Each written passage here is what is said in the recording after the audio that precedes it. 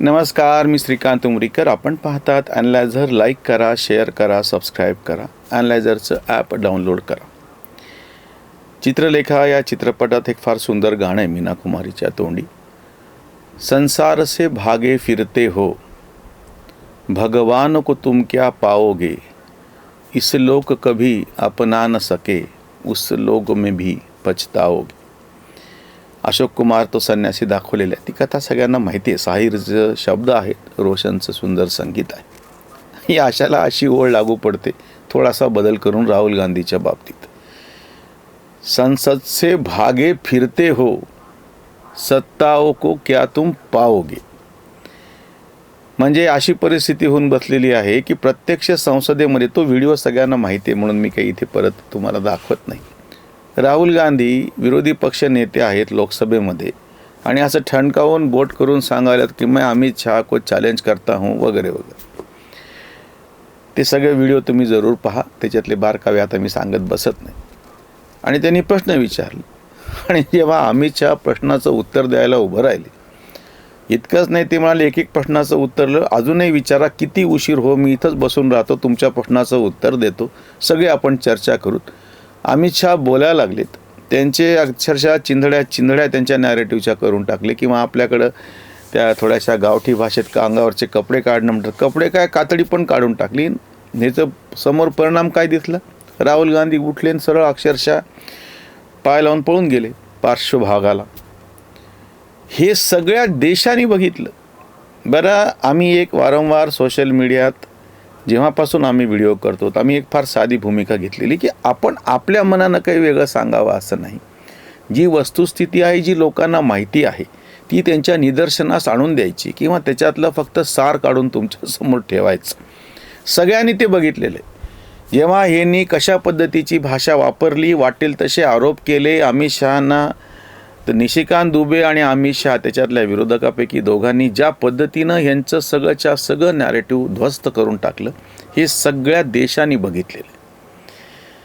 म्हणून मी म्हणालो की संसद से भागे फिरते हो, सत्ता को तुम क्या पाओगे.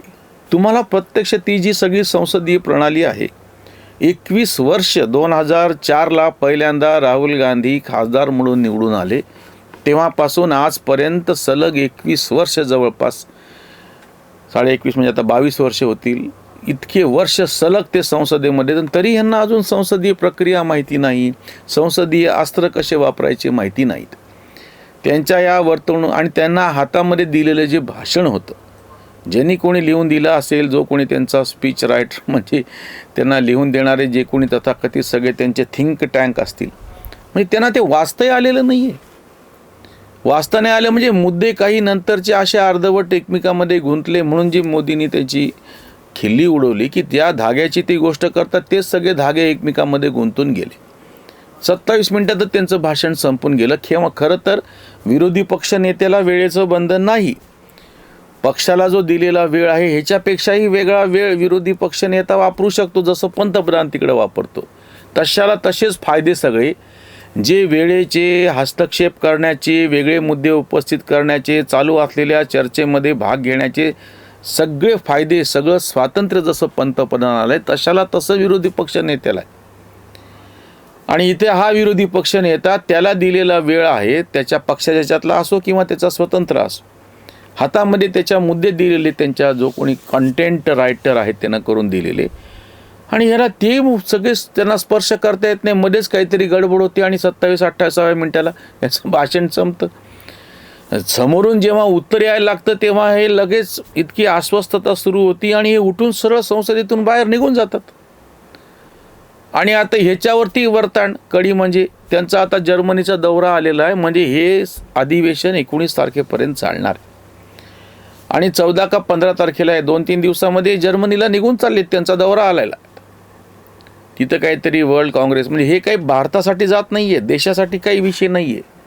काँग्रेस पक्षाची आंतरराष्ट्रीय पातळीवरची त्यांनी म्हणून जी ओव्हरसीज काँग्रेस नावाची, ते पंटर सॅम पित्रो त्याचे अध्यक्ष आहेत, हुआ तो हुवावाले द ग्रेट, तर त्यांनी एक काहीतरी तिथे कार्यक्रम ठेवलेला आहे, म्हणून हे चाललेत जर्मनीला.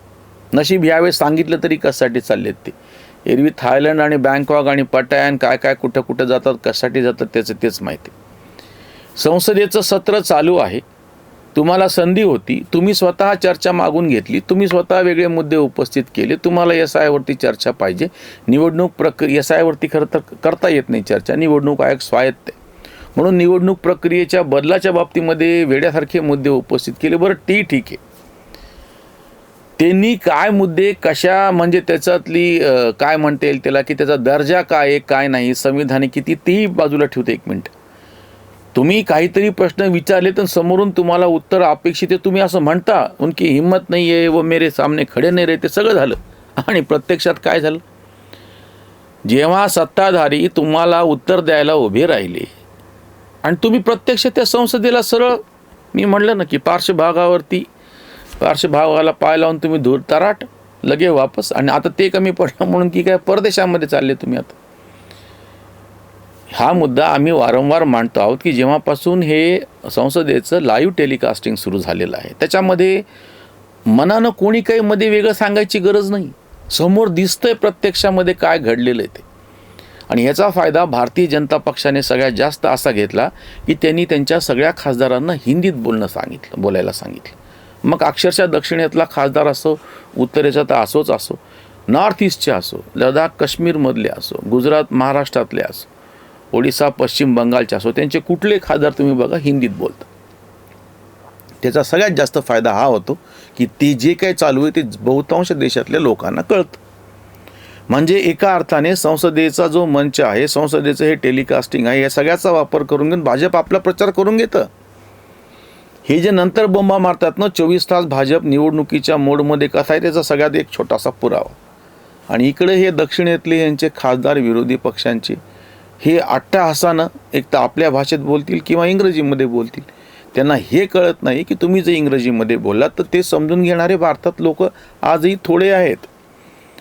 सर्वसामान्य लोकांपर्यंत एखादं नॅरेटिव्ह पसवायचं असेल, जायचं असेल तर सरळ साधी गोष्ट आहे, त्यांना कळणारी भाषा वापरली पाहिजे. पण ते नाही करायचं. जी शस्त्र तुमच्या हातामध्ये संसदेने दिलेली आहे ती वापरायची नाही आहेत तुम्हाला. इतकी वर्ष तुम्ही तिथं काम करतायत तेव्हा वापरली, तुम्ही नाही वापरत नाही आहात. तुम्ही सत्तेमध्ये होता तेव्हा तर काय प्रश्नच नव्हता, सत्तेचा माज होता. पण आता सत्ता जाऊन सुद्धा 11.5-12 वर्ष व्हायला लागली तर तरी तुम्हाला ते समजत नसेल तर काय बोलावं काय ह्याच्यावरती. अजून एक पुढचा महत्त्वाचा मुद्दा, संसदेचं व्यासपीठ ही चर्चा करण्यासाठी आहे, महत्त्वाचे मुद्दे उपस्थित करण्यासाठी आहेत. तिथे काही होऊ शकलं नाही तर रस्त्यावरती उतरायचं. तिथे तुम्हाला संख्याबळ नाही आहे, तुम्ही निवडून येत नाही आहात, सामाजिक कार्यकर्ते आहात, त्यांनी रस्त्यावरती उतरायचं आहे, त्यांनी मोर्चे काढायचे, त्यांनी बाकीची निदर्शनं करायची, उपोषणं करायची. तुम्हाला प्रत्यक्ष संसदेमध्ये निवडलंच कशासाठी? आज सगळ्यात जास्त संख्येनं विरोधक संसदेमध्ये आहेत. भारताच्या इतिहासामध्ये फार कमी वेळा असं घडले की इतक्या मोठ्या संख्येनं प्रत्यक्ष विरोधातले लोक आहेत. अन्यथा सत्तेवरचे जोड जमाव असो कसे असो, सत्ता आणि त्याला पाठिंबा देणारे लोक जास्त असतात, विरोधात कमी असतात. आज जास्त संख्येनं आहे आतापेक्षा. मग अशा वेळी किती मोठा आवाज उठायला पाहिजे चर्चेच्या पातळीवरती, किती मोठे मुद्दे उपस्थित व्हायला पाहिजेत, किंवा सरकारला कोंडीत पकडायला पाहिजे. होतं आता असं की जे सत्ताधारी आहेत तेच कोंडीत पकडायला लागलेत विरोधकांना. आत्तापर्यंतची पद्धत अशी होती की विरोधक सत्ताधाऱ्यांना कोंडीत पकडत होते, भले संख्या कमी जास्त असो. आणि एखाद्या मुद्द्यावर किंवा आपल्याकडचे तर प्रसंग आहे, मला संसदेतलं माहीत नाही, कपात सूचना म्हणतात त्याला, कट मोशन. आणि महाराष्ट्रामध्ये 1 रुपयाचं काहीतरी असं हे करायचं आणि अगदी मुठभर विरोधक असताना सुद्धा ते अशा छोट्या मोठ्या गोष्टीतून चर्चा घडवून आणून सत्ताधाऱ्यांची दाणादाण उडवायची. आता उलटच झालेलं आहे. राहुल गांधीसारखं अतिशय नालायक असं व्यक्तिमत्व, हे मी म्हणत नाही. आता तौलीन सिंग सारख्या पत्रकारांनी वैतागून परवा लिहिलेलं आहे की सॅक हिम, काढून टाका ह्याला, ज्याला त्याच्या हातामध्ये दिलेलं भाषण, त्याचे मुद्दे आणि ते वाचता येत नाहीये पूर्ण. त्याच्यापेक्षा प्रियंका गांधी बरं बोलल्या, बाकीचे सगळे त्याच्यापेक्षा चांगलं बोलले. ह्याला काढा तुम्ही नेतृत्व पदावरून, ह्याला पाठवून द्या सुट्टीचं बाहेरच.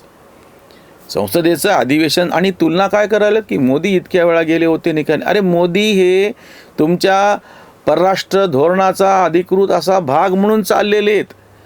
समजा उद्या परराष्ट्र धोरणाच्या त्याच्या सगळ्या ह्याच्यामध्ये शिष्टमंडळामध्ये राहुल गांधी, जसं अटल बिहारी वाजपेयींनी केलं होतं, तसं राहुल गांधींना नेतृत्व दिलेले, राहुल गांधी सगळ्यांना घेऊन चालले, ते आपण समजू शकतो. तो अधिकृत आपल्या राजकीय व्यवस्थेचा भाग आहे. स्वतःच्या वैयक्तिक सुट्टीसाठी मोदी गेलेले नाही आहेत, जसं राहुल गांधी गेलेले आहेत. पण यांना हे लक्षात येईना की हे सगळं लोक बघायला लागलेत. तुम्ही संसदेमध्ये उपस्थित राहत नाहीत. तुम्ही जेव्हा उपस्थित असता तेव्हा तुम्ही उपस्थित केलेले मुद्दे गंभीर नाहीत. तुम्हाला हातामध्ये दिलेलं भाषण म्हणजे जे मुद्दे आहेत ते पुन्हा तुम्हाला पूर्ण करता येत नाहीत. आणि तुम्हाला सत्ताधाऱ्यांना ती सगळी संसदीय शस्त्र वापरून कोंडीत पकडता येत नाही आहे. उलट सत्ताधारी तुमच्यावरती वरचढ ठरतायत डावपेचाच्या बाबतीमध्ये. संख्याबळ तर त्यांच्याकडे आहेच आहे. आत्ताची गोष्ट इम्पिचमेंट मुव्हमेंटसारखी, DMK सारखा एक पक्ष नालायकपणा करतो, पण तुम्ही कशाला गेले त्याचं तुणतुणं वाजवायला?